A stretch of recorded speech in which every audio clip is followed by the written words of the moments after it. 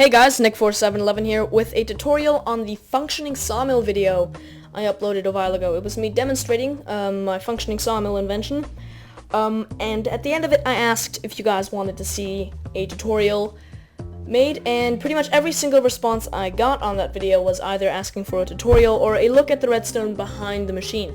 So that's what this video is here for. So I'm going to show you guys the redstone and all that. First glance, it's pretty overwhelming, and I can see how, it could be.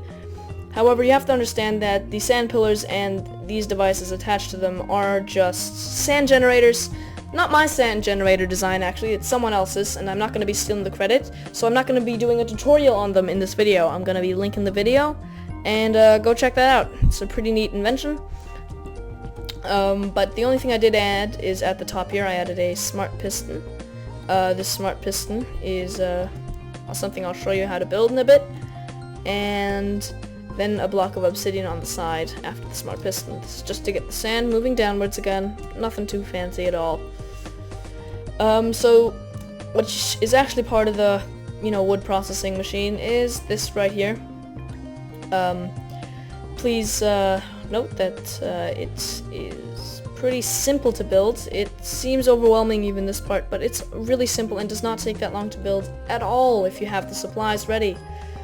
So this part right here is the wood processing machine, where if the tree grows, that's where you plant it. It moves over and gets pushed down and over here. This is the sand that pushes it down and then into the house. What you see right here is where the buttons come off. It's not that complicated, actually, so I won't be showing you how to connect the signal to a lever, because that's really all this is, and this too. These repeaters are in a different design in the way I'm going to teach you. I have a slightly better design for them, so yeah. But yeah, so that's it. Let's get around to learning how to build this thing. The first thing you're going to need to know how to build is a smart piston. Smart piston is something where when a block is placed in front of it, it directly pushes that block away. So first thing, place the piston like so, and then put a repeater on one side and the signal that you want to be giving in on the other side. Then hook up the repeater to the back of the piston like so, and that's it. Now when you when you place a block there, repeater sends that signal through the block and it gets pushed over. I kind of modified the smart piston design a tiny bit, where instead of just having a normal redstone signal, you need to have a repeater at the end of it, like so. A clock. The reason for a clock is so that if ever the piston reaches its maximum capacity of 12 blocks pushed, what will happen at that point is it gets jammed. If you have a constant signal going to the piston, like this, what will happen is, let me show you what happens with the constant signal. With a constant signal, if you break a block in between, and it could push again, it won't. And that's pretty problematic. That could cause a bunch of, things to go wrong and all that. And so I use a clock so that when you do break that block, and it does have the chance to keep pushing, it does continue to keep pushing the blocks forward. So that's that. It's pretty simple, and now let's move on to building the actual design. Alright, so let's get started building this contraption. So to start, you're going to pick the block where you want the trees to grow. Elevate it one block off the general ground just to make it easier to build everything else. So now we're going to start by, on the block behind the block where you want the trees to grow, building a 4-high wall of pistons facing that area. Next, make sure that the redstone that will come out of this smart piston design here makes it to all 4 pistons. It's not that hard. Just build something that sort of resembles what I am currently building. Something like this should do it. And then on the other side, build blocks like that, and that's going to be where your redstone signal comes from. At this point, it would be safest to check, make sure that all 4 blocks get pushed. And if that works, good. You finished this part of the design. I'm going to build this with the smallest possible reserve, just to make it easiest to build and most space consuming as possible. So next you're going to build a clock on a bit of a longer timer, just like that. So, boom. And then you're going to connect this to over here, where you're going to dig down, and once you find a reasonable spot, I'm going to just use the bedrock, place a redstone torch. This is where sand is going to fall and break because of the torch. I'm going to put a piston here, like this. Then on the other side, put a repeater, and connect that repeater to the piston like so. Then, above where you are right here, go up, go up 1, 2, 3, 4. Once you have something where the wood would end up being. For some reason this does not want to work. Come on. I want this to look nice. There. At the top of that, you're going to put a piston facing downwards. Nope, facing downwards. Listen to me. There we go. Nope, don't break it. Alright. Like so. Next, build a repeater up here that is also on 2 ticks.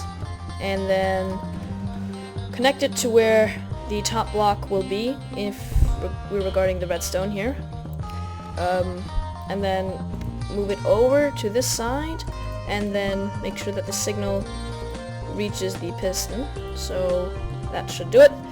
Once again, just to be safe, we're going to check that when the top wooden block would be there, that works. And then if we were to have a full tree, 1, 2, 3, 4, that it gets pushed over just like that. Great. So now that we know that that works, the next part of this will be the sand that is pushed over here. So we're going to count 1, 2, 3, 4, 5, 6, 7, 8, 9, 10, 11, 12. Once we've counted 12 blocks, we're going to place a piston, a normal piston, just like that. And then this is where your sand generator will be placed, but instead of using a sand joiner, I'm just going to pillar up for a tiny bit, just to make sure that we have enough sand for demonstrations that will ensue after I'm finished building this. Next part is you're going to be connecting this bottom part right here over to a signal flip, like that. That is connected to a sticky piston, has a block connected to it, which cuts off a signal from a repeater that I'm going to build right now. Whoops, okie doke. This is going to be so that we still have the repeater effect of, non-jammed pistons. However, we can control whether or not the signal is flowing or not. So just for safety reasons, safety of the machine not malfunctioning, I'm going to put those on 2 ticks. And then like that, so that when there is a block here, which is when the machine is jammed and completely ready, or when there needs to be sand to continue pushing blocks down, we will have this go up to that piston over here.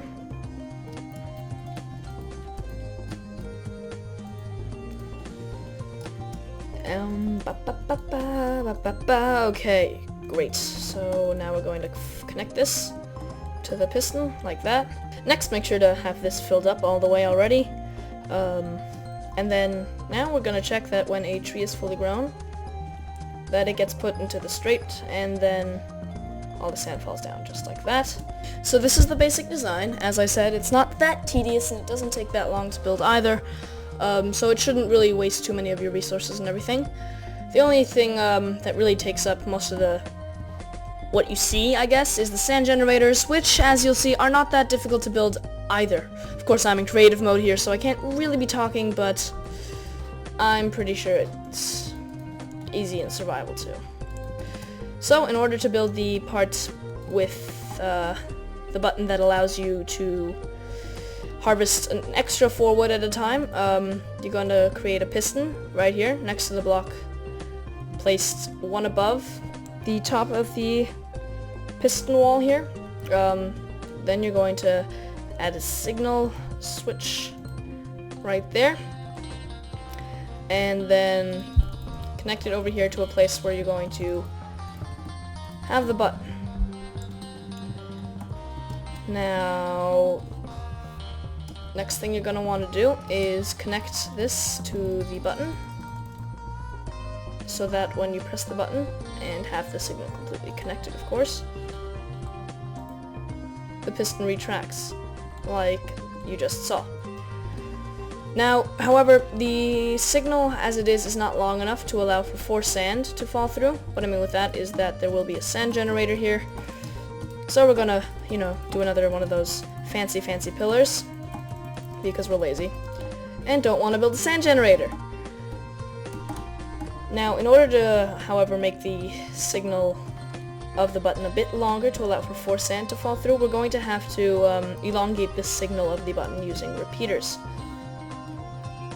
The way we're going to do that is by having a little bridge that takes the signal away, like that, and it should have some repeaters on it too. So we're going to add one with a full delay on it and another with 3 delay on it.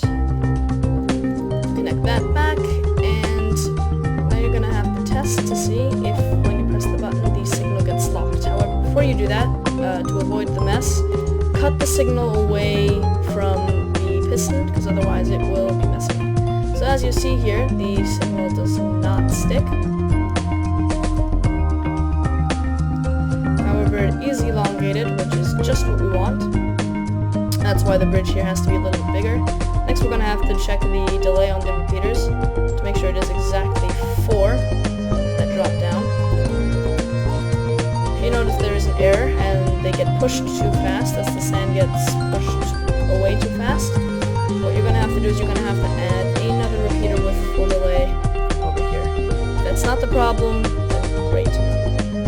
Now you're going to press the button again, 4 sand falls down, or 5 because you suck at building your own machine. If it is 5, then just change the other repeater to 1. I think that should work now. Sorry. My odd numbers. Yes, that does work. You'll see that the 5th block got pushed over, but since there's redstone over here, it falls.